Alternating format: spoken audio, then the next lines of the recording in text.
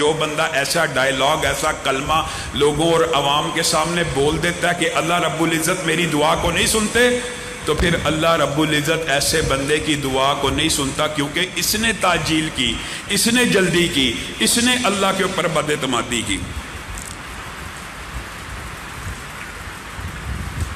میرے بھائیوں، دعا کے دیگر آداب کے ساتھ ساتھ دعا کے اندر جلدی نہ کرنے کے حوالے سے حضرت ایوب کا بڑا لمبا چوڑا واقعہ آپ لوگوں نے سنا ہوگا، لیکن عالم عرب میں ایک مشہور واقعہ جس نے صبر ایوب کی یاد تازہ کر دی۔ ویسے تو میڈیکل سائنس کے اندر 19 سال 20 سال کے کومے کی ہسٹری موجود ہے کہ 19 سال بعد بندہ کومے سے واپس آیا ہو، یہ ہسٹری موجود ہے۔ یہ بند کر دیں یار، یہ ہسٹری موجود ہے، لیکن عالم عرب میں، سعودی عرب میں یہ اخبارات میں خبر چھپی کہ ایک بندہ 14 سال کومے میں رہا، اس کی بیوی اور اس کا ایک بچہ ہر روز ہسپتال میں 2 دفعہ آتے تھے۔ جو ملاقات کا ہسپتال میں ٹائم ہوتا تھا وہ روزانہ آئے۔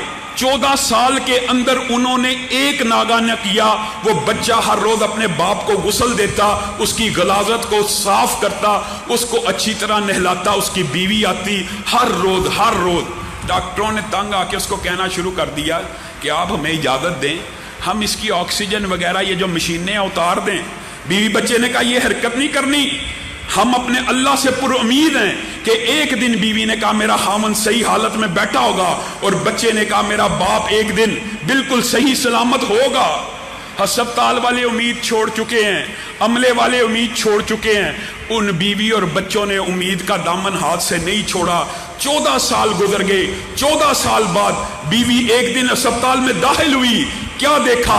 خامند بستر کے اوپر بیٹھا ہوا اس کا انتظار کر رہا ہے، اس کی آنکھوں میں پانی آ گیا۔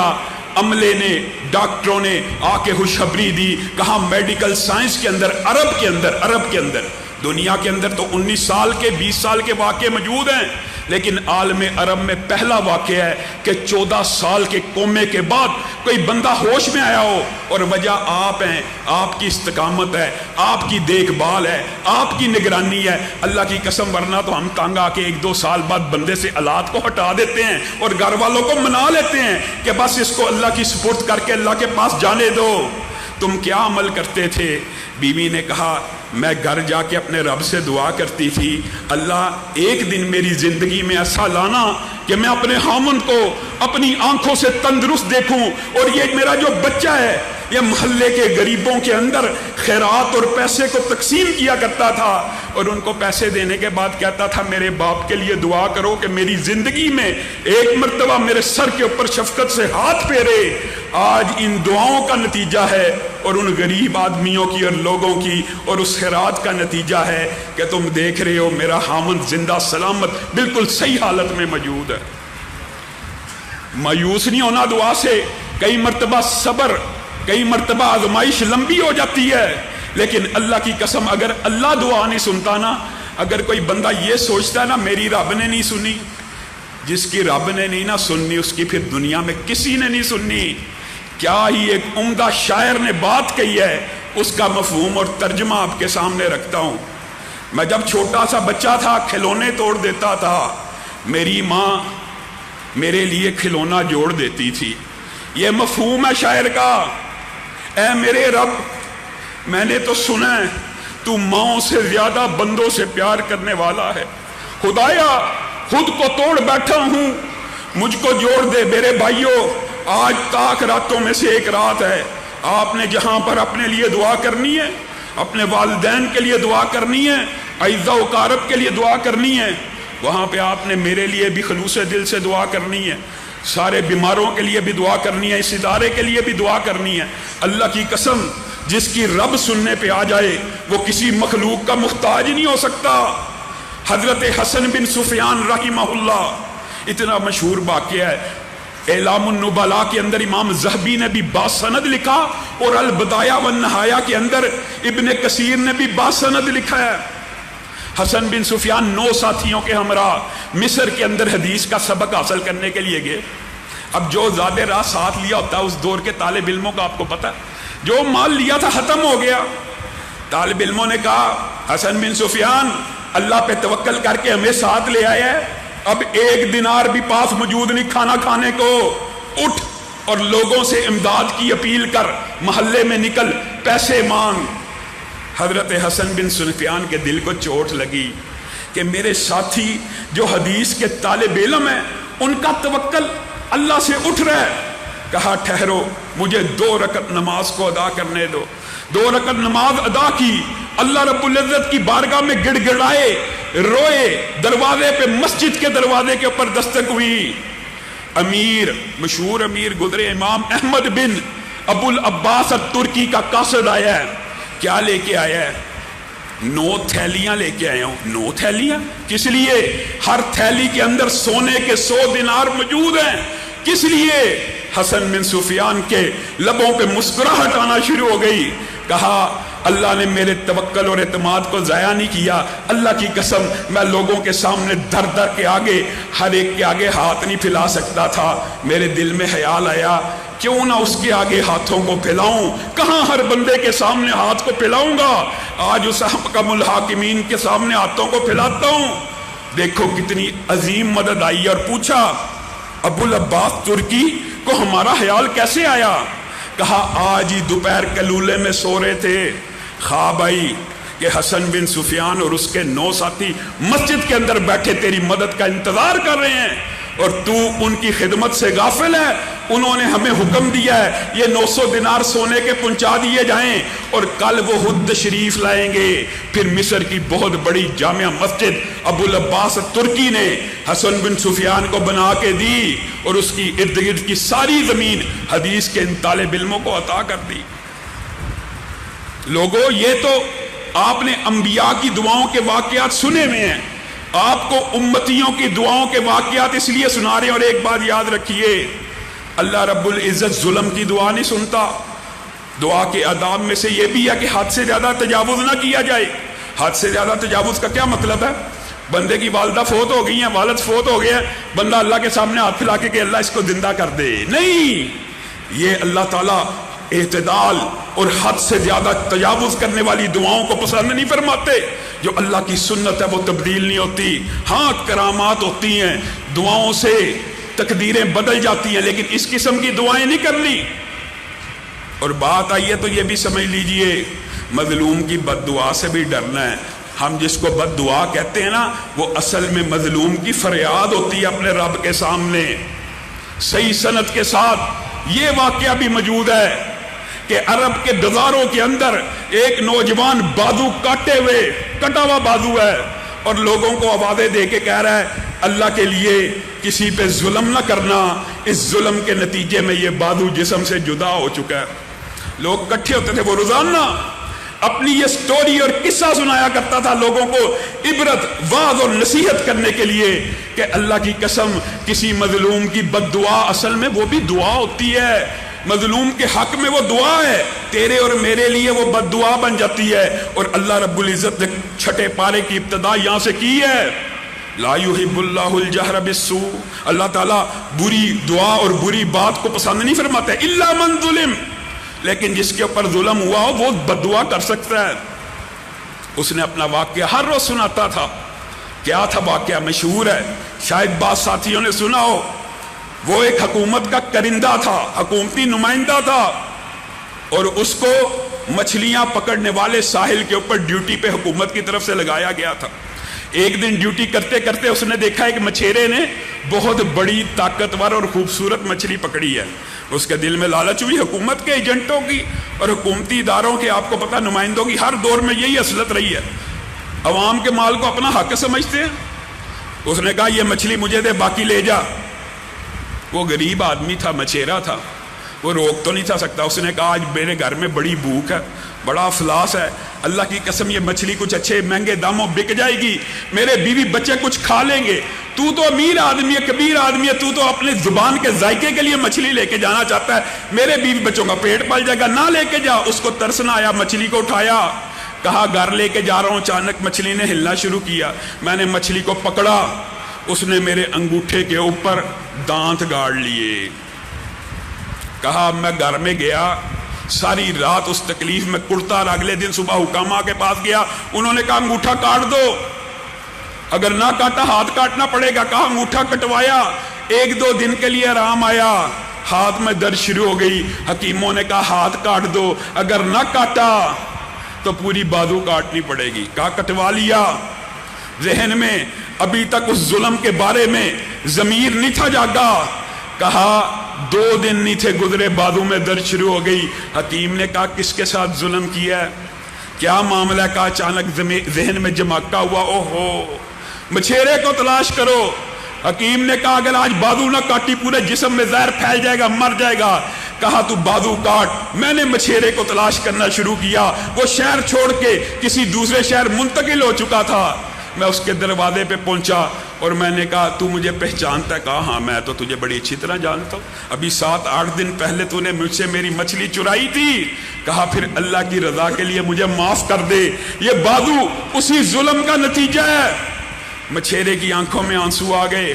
اس نے کہا اللہ کی قسم تیری اس ظلم کی حالت کو دیکھ کے تجھے معاف تو کر دیتا ہوں, لیکن تجھے پتہ ہے جس وقت تو مجھ سے مچھلی کھینچ رہا تھا اس وقت میرے لبوں سے ایک بد دعا نکلی تھی, اللہ اس بندے کے اوپر اپنی قدرت کا عظیم الشان نمونہ میری آنکھوں کو دکھا دے کہ مجھے پتہ چل جائے تو 7 آسمانوں پہ بیٹھ کے مظلوموں کی داد رسی کر سکتا ہے.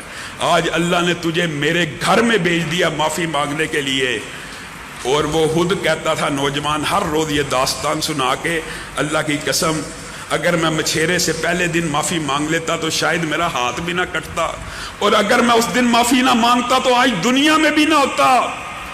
لوگوں دعائے مرد مومن تقدیروں کو ایسے بدلتی ہے.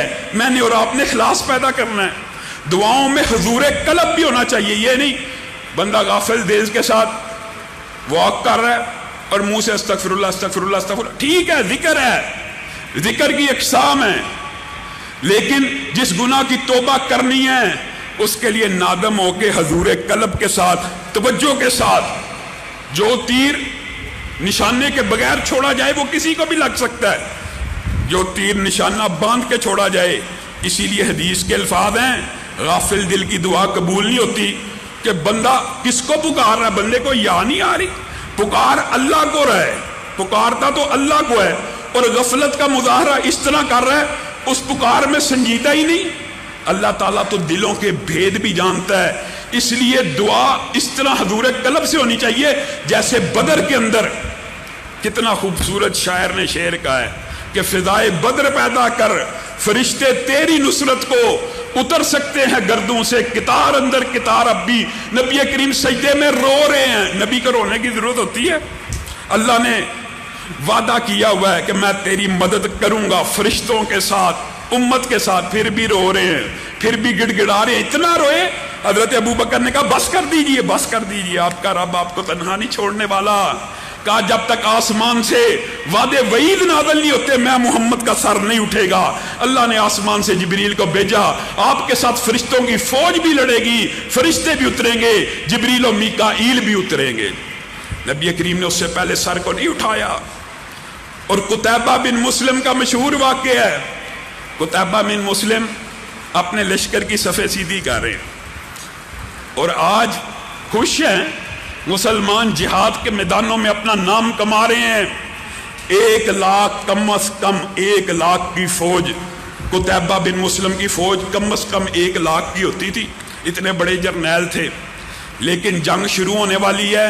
قتیبہ بن مسلم جنگ شروع کرنے سے پہلے اپنے 12 کے 12 سپہ سالاروں کو حکم دے رہے ہیں محمد ابن واسع کو ڈھونڈ کے لاؤ. سبحان اللہ, کتنا بڑا ولی اللہ لشکر میں موجود ہے. محمد ابن واسع کو ڈھونڈ کے لاؤ. جب تک محمد بن واسع آ کے دعا نہیں کرے گا فتح کی, قتیبہ بن مسلم پہلا تیر بھی نہیں چھوڑے گا. لشکری گئے ڈھونڈنے کے لیے, کیا دیکھا؟ محمد بن واسع تو ویسے ہی نیک انسان تھے, وہ اللہ کی طرف آسمان کی طرف انگلی اٹھائے ہوئے ہیں اور آنکھوں سے پانی جاری ہے اور دعا کر رہے ہیں اللہ قتیبہ بن مسلم کی قیادت میں مسلمانوں کو کامیاب کرنا، اللہ قتیبہ بن مسلم کی قیادت میں مسلمانوں کو کامیاب کرنا۔ ابھی قتیبہ نے کہا بھی نہیں، قتیبہ کو خبر ملی کہ محمد بن واسع جن کو آپ ڈھونڈ رہے ہیں وہ تو اس عمل میں مشغول ہے لشکر کے اندر۔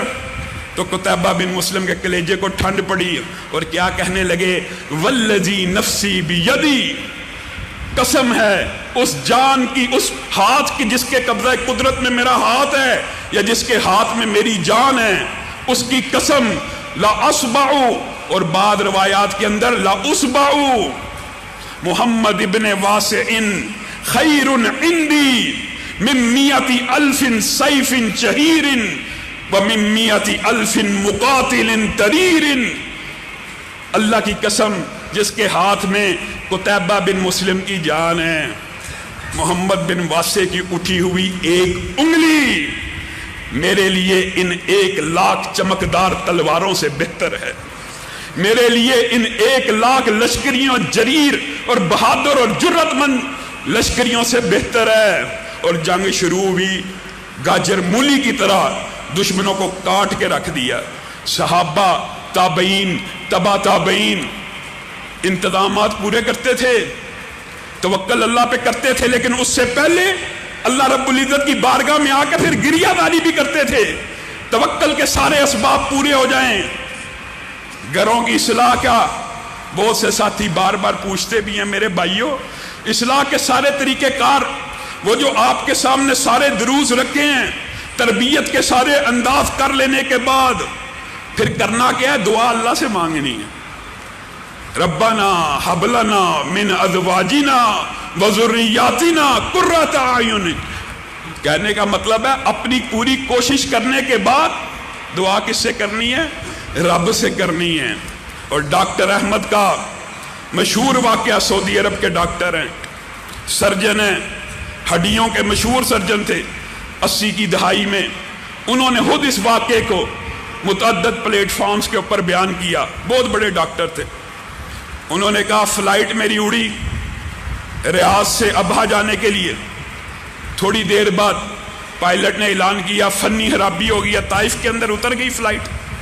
اب میں نے بہت بڑا میڈیکل کا ایوارڈ ہے، عمومی طور پہ عرب کے اندر آپ کو پتہ اس طرح کے علوم نہیں ہیں، لیکن سعودی عرب میں پھر کوئی بندہ اس طرح کا سائنسدان یا ڈاکٹر پیدا ہو جائے، وہ آپ اس کو پروموٹ کرنے کے لیے بڑے بڑے ایوارڈ دیتے ہیں۔ ان کا مقالہ بھی تھا، ان کی ایوارڈ کی، ان کے اعزاز میں تقریب ہے، انہوں نے ہر حالت میں اس تقریب میں شامل ہونا۔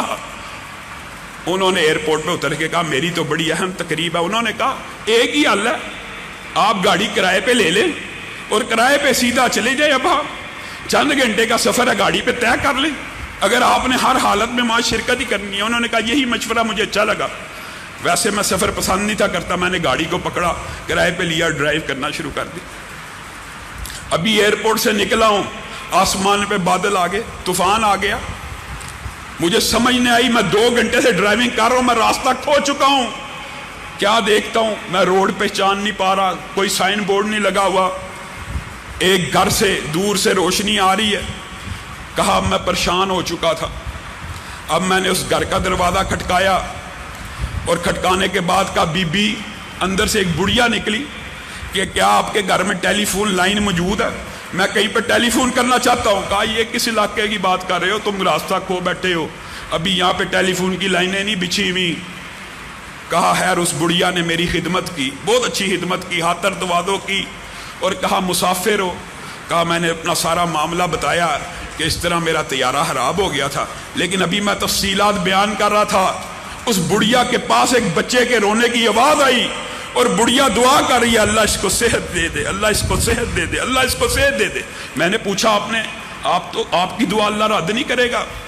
یہ آپ کس کے لیے دعا کر رہی ہے؟ کہہ رہی ہے یہ میرا یتیم پوتا ہے، اس کا باپ مر چکا ہے، اس کو ہڈیوں کی ایک ایسی بیماری ہے کہ پورے قصبے والوں نے کہا ہے کہ سعودی عرب میں ایک ہی ڈاکٹر ہے جس کا نام ڈاکٹر احمد ہے، وہ اس کا علاج کر سکتا ہے۔ ڈاکٹر احمد کہتے ہیں میری آنکھوں سے زاروں قطار آنسو بہنے لگے۔ میں نے کہا بی بی اللہ کی قسم میں ہی ڈاکٹر احمد ہوں، اور اللہ نے کان پکڑ کے مجھے تیرے سامنے پیش کر دیے۔ وہ طیارے کا خراب ہونا، وہ رستے میں طوفان آ جانا، ایک بڑھیا کی دعا اللہ جب سننے پہ آئے پھر یہ نہیں دیکھتا کہ اپنے بندے کی مدد اور ہیلپ کیسے کرنی ہے۔ اسی طرح جعلیات کا ایک واقعہ بیان کر کے اپنی بات کو ختم کروں گا۔ جعلیات کے مدیر نے عبد المالک مجاہد صاحب نے یہ واقعہ اپنی کتاب میں لکھا اور انہوں نے براہ راست سنا۔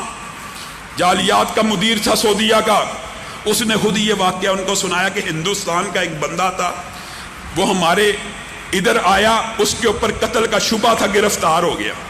قتل اس کے کمپنی میں ہوا تھا، اس کو گرفتار کر لیا گیا، سارے شبے اس کے اوپر اس کے ساتھیوں کے اوپر جاتے تھے، لیکن وہ بندہ دل سے یہ جانتا ہے کہ میں قتل میں ملوث نہیں، اگرچہ میرے ساتھی ملوث ہیں یا نہیں، وہ خود اس قتل میں ملوث نہیں تھا، اور ہندوستان کا بندہ تھا، سیکولر اور ملحد ذہن کا، مطلب یہ کہ نہ ہندو تھا، نہ سکھ تھا، نہ عیسائی تھا، نہ مسلمان تھا۔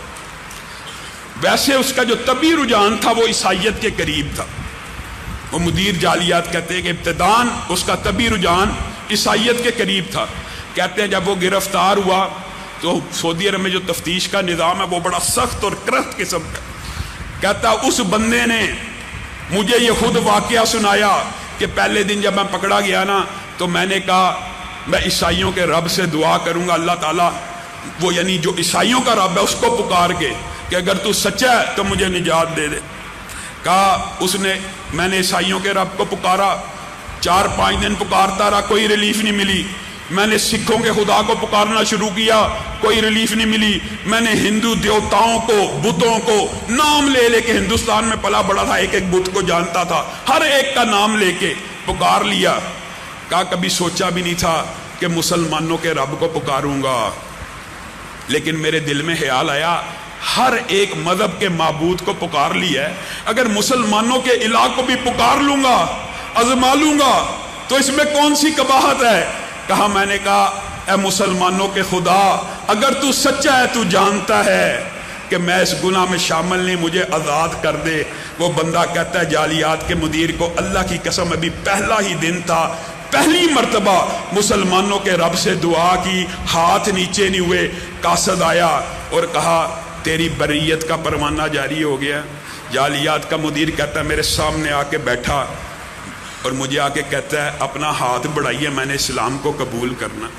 میں نے کہا کیوں؟ کوئی اشکال، کوئی شبہ؟ اس نے کہا میرے جتنے اشکالات تھے اور شبے تھے اللہ نے جیل کی 8-10 دن کی زندگی میں اتار کے رکھ دیے۔